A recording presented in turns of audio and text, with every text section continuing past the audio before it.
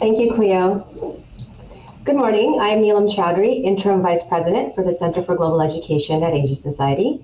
Thank you for joining us this morning on our session called Global Competence in Language Learning. I'm delighted to introduce our featured speaker today, Homa Tavangar. For over a decade, Homa's work has addressed themes of culture, innovation, leadership, global citizenship, and global competence, and deep diversity, equity, belonging, and inclusion. She connects timely topics of the moment with the timeless desire to work with purpose and make a difference, whatever one's circumstances. She is the co-founder of the Big Questions Institute and Oneness Lab, which represents a natural extension of her work, especially during a time of unprecedented global challenges.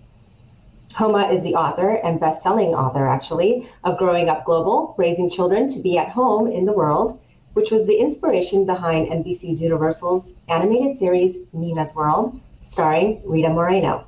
Most recently, her 2021 release, 9 Big Questions Schools Must Answer to Avoid Going Back to Normal Because Normal Wasn't That Great to Begin With, was co-written with Will Richardson and is now available for a free download. Welcome, Homa. Thank you so much, Neelam. I'm really honored to join you and to follow that fantastic conversation because I think it goes right into what we're going to talk about. So it's great to be here. Wonderful. So we are going to, I think I'm having a problem with my camera here.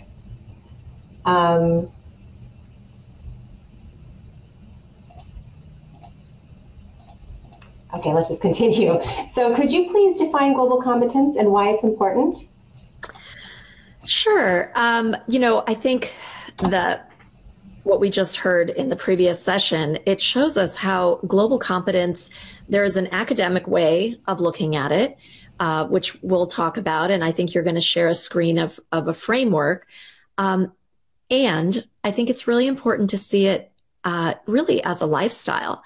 As we get younger and younger children to be learning multiple languages because they have the capacity, global competence really is about this coming together of knowledge, skills, attitudes, values that can be applied to both global issues, so what's going on in the world out there, as well as intercultural situations. So encounters that we have in our own lives. And so when I think about global competence today, I think about how we can translate the 4 elements of global competence. And I think of them as a shorthand of investigate the world, recognize perspectives, communicate ideas, and take action.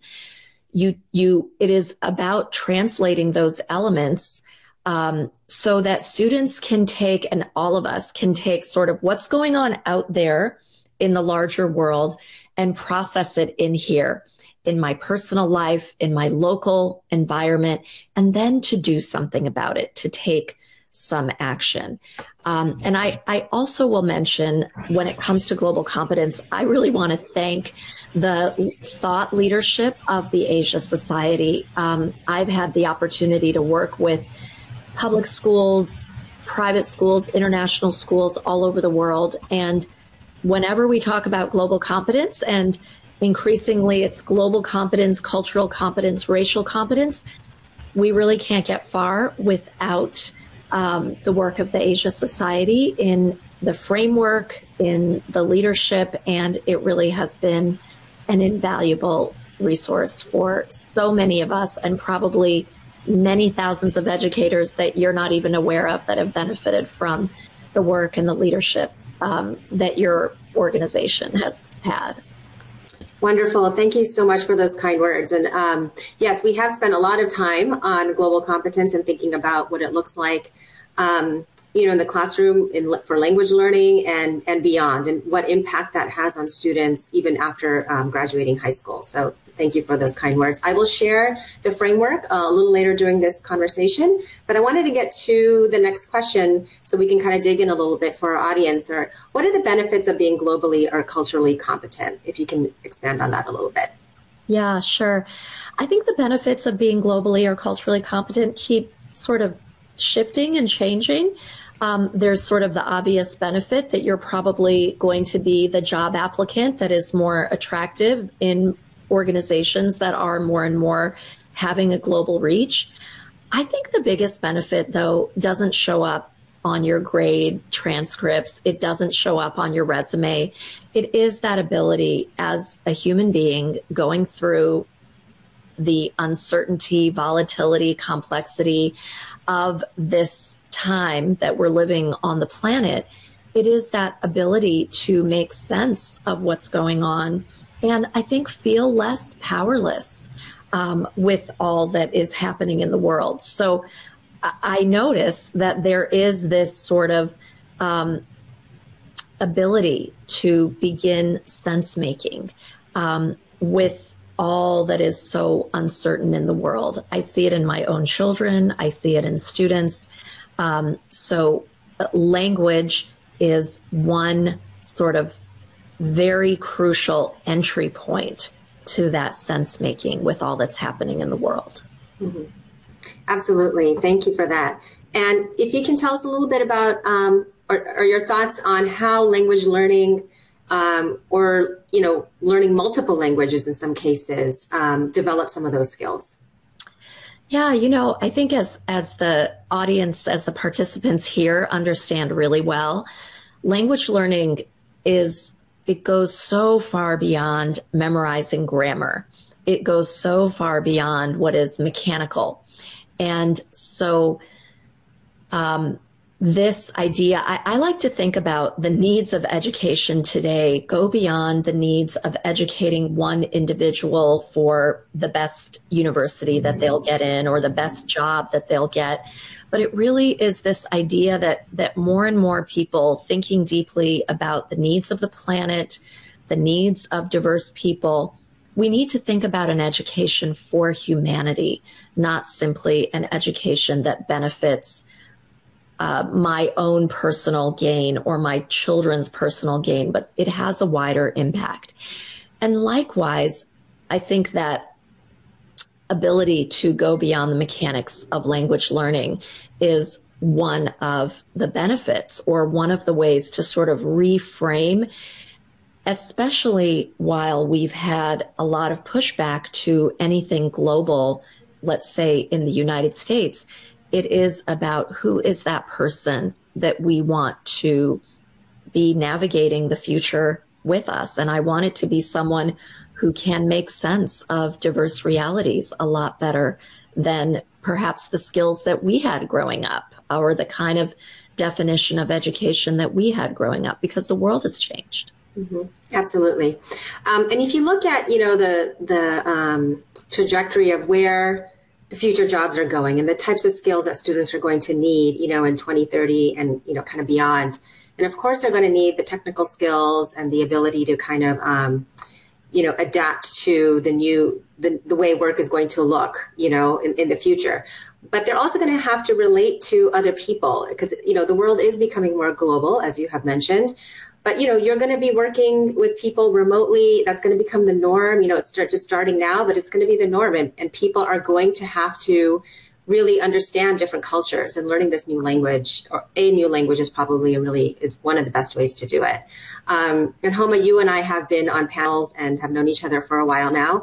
And I just wanted to bring up a conversation that we had on a different panel, which was around how in the United States, languages is viewed as something that is going to be for, you know, beneficial for their students and children, because it's something that is going to help them get a job, as I just mentioned, or, you know, it's really good for your brain. And, you know, if you learn another language, you might do better in other subjects. But around the world, language is so tied into culture that it's not even a thought, you know, about why somebody should be learning another language or why language is important. And so it's very interesting and fascinating that this is kind of, you know, what's happening here in the United States. So that's why we need these conversations more than ever, right?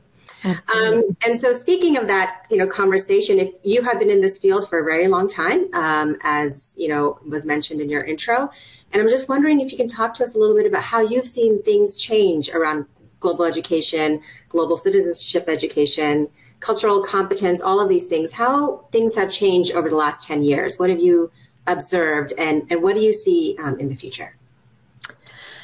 Yeah, I think it's fascinating to see politically how things are unfolding in different states in the United States where, now there are protests against social and emotional learning. And I just read a very concerning thread on Twitter from the New York Times about textbooks that are being rejected for asking students to reflect on their learning experience. Like even reflection is under threat, let alone global learning. So I think what I noticed, and I came into this work, just a little bit of background, which it could be relevant, is that I came into this work in education after a couple of decades working with businesses to help American companies especially, and economic development organizations sort of adapt to globalization. And so I came to this initially from a sort of competitive standpoint, and it was post 9/11. I was a mother of young children who are now grown. And I was concerned about the world that they would be inheriting. And I felt an urgency to be having this conversation first with parents, and then naturally it came to be with educators. And at the time, I thought, I better hurry up and write my book. My first book is Growing Up Global, Raising Children to Be at Home in the World. And I felt I have to hurry up and write this book because everyone is going to understand how vital it is to prepare our children for a changed world. And if I don't hurry up and write this book, someone else is going to do it, and the topic will be finished because it's so obvious that we have to prepare our kids. And it's stunning to me that 21 years after 9/11, it feels that we've even gone further backwards. And we have allowed the division between us and them to get bigger. I think of, and so from that time, I began thinking about global citizenship as something that had to start with a very intimate and personal commitment to global citizenship, not only academic or policy. And so my definition of a global citizen has been over all these years as simple as being a friend to the whole human race.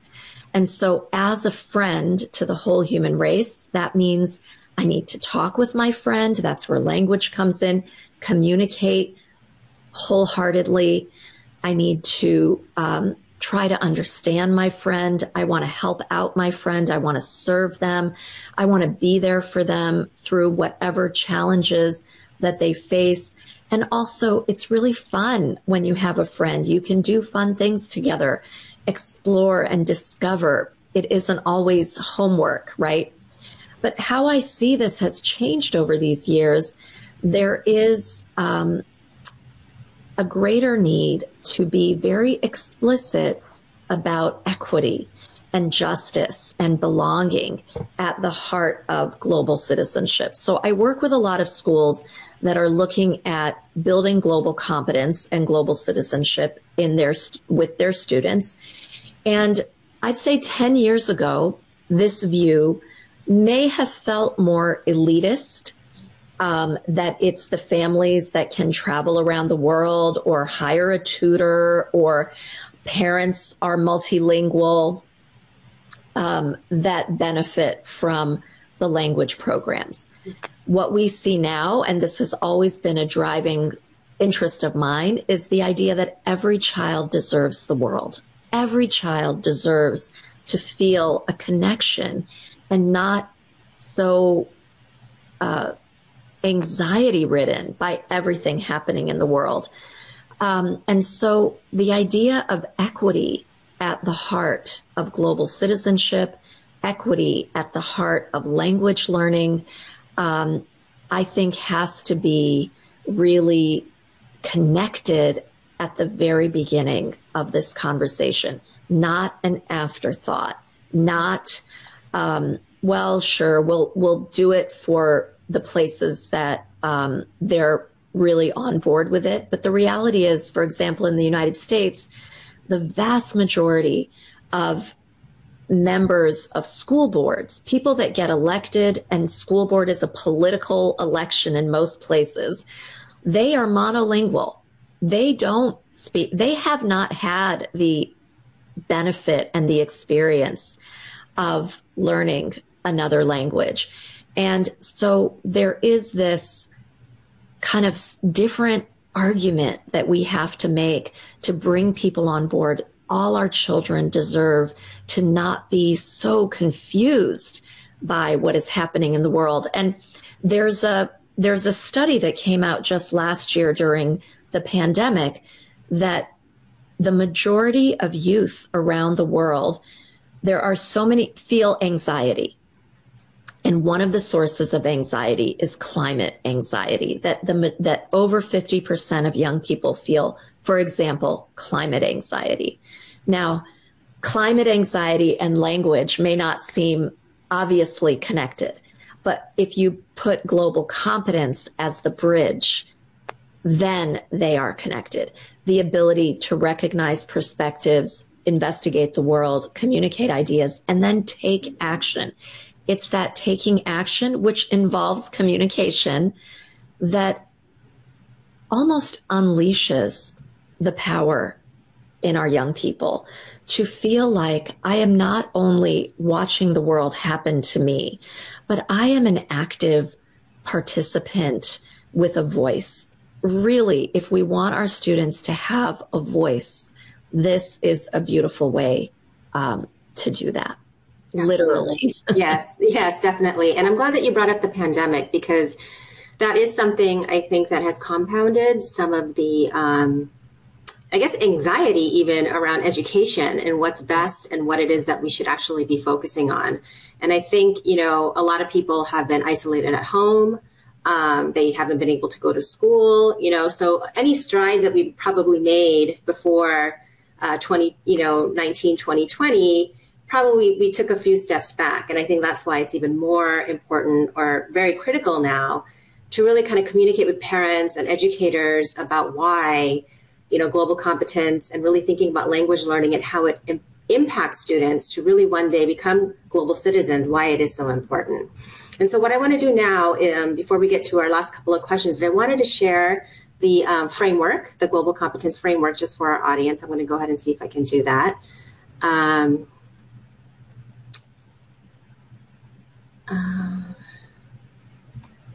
Okay. I wonder if it can also be put as a link in the chat so that people can have access. Yeah, I think we can definitely do that. All right, I don't see it here. So let's see. I think probably putting it in a link is probably going to be best. Okay. I don't want to mess up what's going on here. So let's continue on. But, before we do, let's talk a little bit about the framework, because you just mentioned it. And it's a great kind of way to think about, even as an educator, the purpose of global education and language learning is because you want students to be able to recognize perspectives, communicate ideas, investigate the world, and most importantly, take action. And what I think about when you said, this climate anxiety, is kind of interesting, because I do believe that young people are very concerned about a variety of global issues that are happening all around them, and locally and globally. There's a war that's broken out. We just got through a pandemic. Now there's all this confusion about mask or no mask. Who do you trust? It's just, there's a variety of different issues that are giving kids kind of having them pause and be like, oh my gosh, what's happening in my world?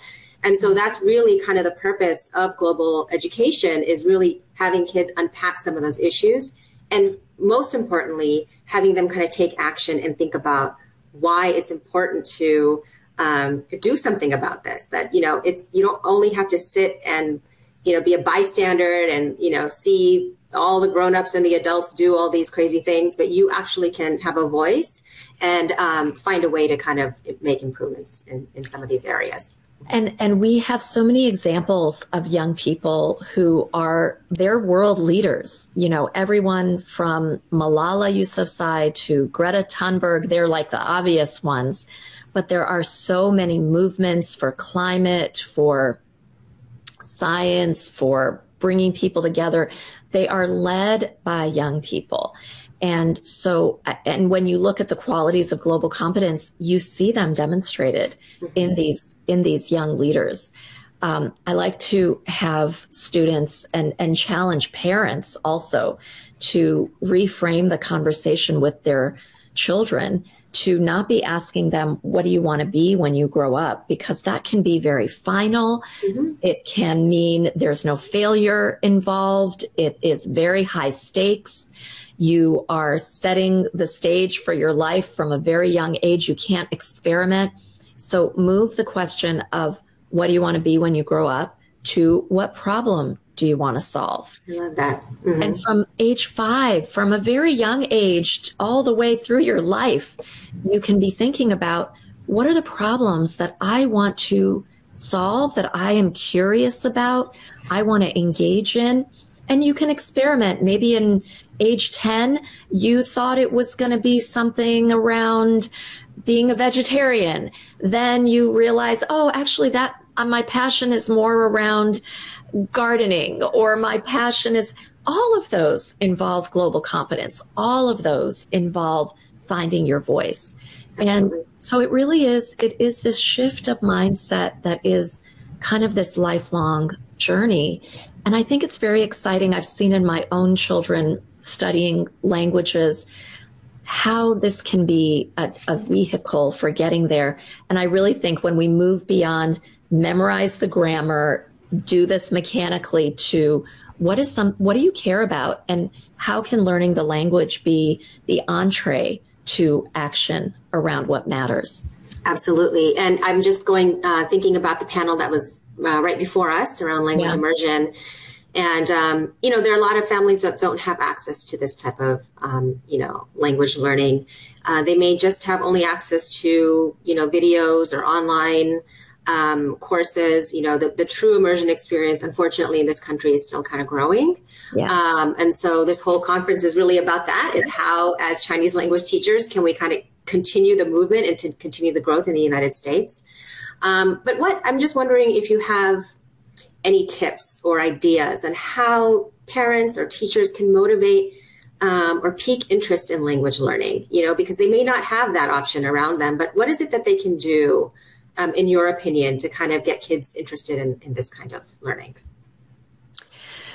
Well, I think, now that we're sort of coming out of isolation, being a friend to the whole human race can involve just getting to know, meeting people, taking time for conversations with people who are fluent in the language that we want our children to learn. And I think that takes a little bit more effort. I think that our online communities can also create more intimacy and friendship, so that when we are isolated, and as hard as it is to admit, I think the reality is that, this may not be the last pandemic. This may not be the last thing that isolates us. So being prepared, it's not that we want it to happen ever, but being prepared for the eventuality means that our online communities and preparation can also be rich and authentic, and that there are ways that we can make the learning more relational as opposed to transactional and mechanical. Mm-hmm. Absolutely. Thank you for that. One thing that we are, kind of committed to at Asia Society, and I just wanted to share with our audience, is thinking about language learning and not in isolation. We do believe that cultural competence and cultural understanding is a deep connection. It can have a deep connection to language learning, and in fact can enhance the students' kind of understanding of language. And it's something that we are kind of committed to and really exploring in our future programming. So I hope you all stay tuned for that, and stay connected with us to learn a little bit more about, because we'll be calling on our audience, absolutely, I think, to kind of help us think through some of these ideas. And so, Hamad, any last final words that you have for our audience, or for, anything else you'd like to say? I just think that there are, as hard as this period of time has been, there have been amazing stories. And so when we lean into stories of powerful learning, of creative problem solving, That gives me a lot of hope. And the possibility of creating a strong worldwide community. Maybe we don't meet each other in person, but we can learn from each other, get support and encouragement from each other, and stay strong, make a wider network of friends in your local community that understand the importance of this work. I think there's a lot that we can do, and there is a lot to be encouraged about when it comes to the future of global competence and language learning. And really, our children deserve that. So I'm very grateful for you, Neelam, for all of this effort and the great work of the Asia Society and so many friends around the world. So thank you so much for having me. Thank you very much, Homa. I think we've learned a lot from this session. You've always just been such a great resource in helping us kind of think through education through the lens of global competence and global citizenry. So we thank you again very much. And for our audience, we hope you enjoyed it and have a wonderful conference.